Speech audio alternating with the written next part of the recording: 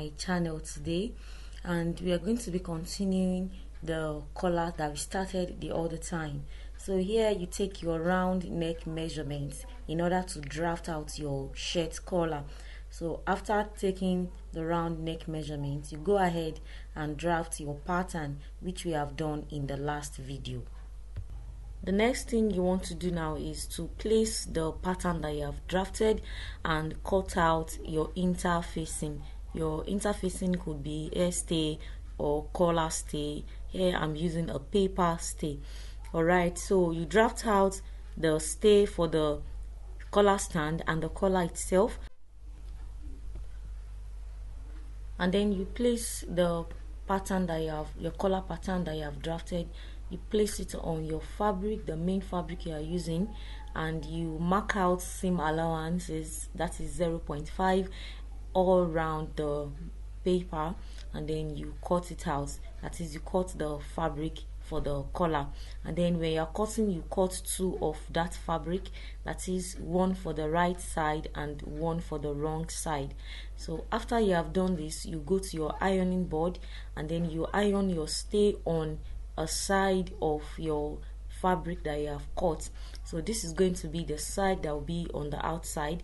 When you fold your fabric, the one that will be stiff, it will be strong, it will be hard, so just to give your collar structure to help it stay well on your neck. After that, you go ahead and work on your collar. We are going to be working on the collar first before we work on the collar stand. So here you notch the center piece, because we are going to be placing the collar right side facing the right side. That is, the right side of each part of the collar will face the right side of the other part, which means that that part that has the face the interfacing will be the one that would be seen. Then after this, you take it to your sewing machine and then you stitch it carefully. You stitch the part that has a slope. You know, that part, that end that has the slope, that is the first part that you stitch. You stitch the sides as well, and as you are stitching, you have to be careful with the corner so that you wouldn't miss the sharp angle on the sewing machine when you are stitching. So those sharp angle, you carefully place them, and you remember we have 0.5 inch that we have used for our seam allowance. So this is what you are going to be doing next. So after that, you go ahead and iron it out. You can see it's well structured, it's well sewn. So you iron it out, and be careful. Before I took it to the ironing board, I had notched the angles, the round angles. I had notched it and I have ironed it opened. So this part is just me doing the outer ironing. So you go ahead and do the same. Then after that, we are going to be working on the collar stand. So we are going to be sewing the collar stand just exactly the way we have sewn this. Now what we do now is to place the collar in between the collar stand. Remember I told you that the right sides will be facing each other.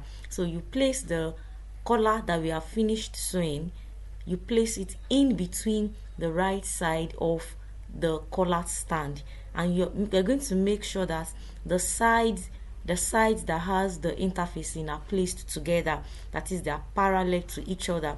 So the interfacing side of the collar stand is going to be laying directly on the interfacing side of the collar. So you place it along in between, like you are doing a barbecue, a sandwich. So the collar would be inside of the collar stand. And then one thing that will help you to get the accurate placement is for you to notch. You know, I've done it earlier when I was doing the collar. You notch the center for the collar and the collar stand. So you just place each on them. You know, remember that we added 0.5 inch for stitching the collar stand too. So that is what you are going to be doing now. You're going to be adding your 0.5 inch to sew it now. The next thing you're going to be doing now is to iron out what you have just done. Your collar is already, is very ready. So what you do now is to notch the angles like I did for the collar. You notch out the curved angles so that by the time you are turning over, it's going to be smooth and easy. So after notching out, then you turn it to the right side, and there you have it, your collar and its collar stand standing perfectly, ready to be fitted on your shirt.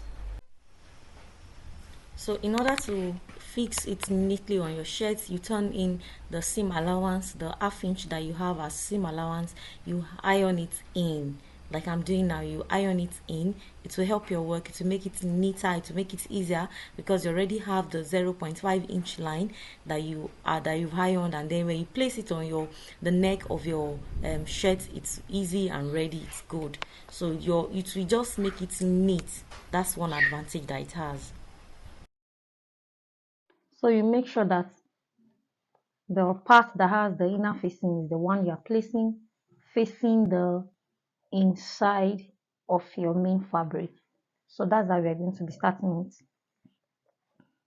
I've notched the center of my shirt and the center of the collar, so I'll sew it together now.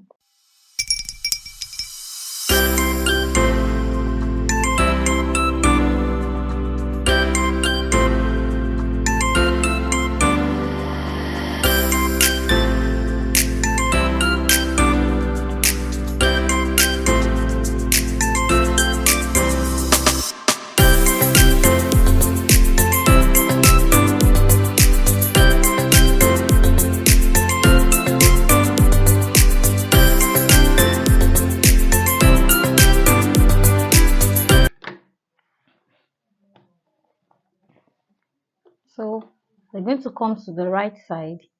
You press this inward, this one that you just finished stitching, you press it inward towards the inside of the collar, and then you stitch it up, close it up together. There are two ways you can do this. You can use invisible stitch through the hand needle, or better still, you use your sewing machine. I'm going to be using my sewing machine for this.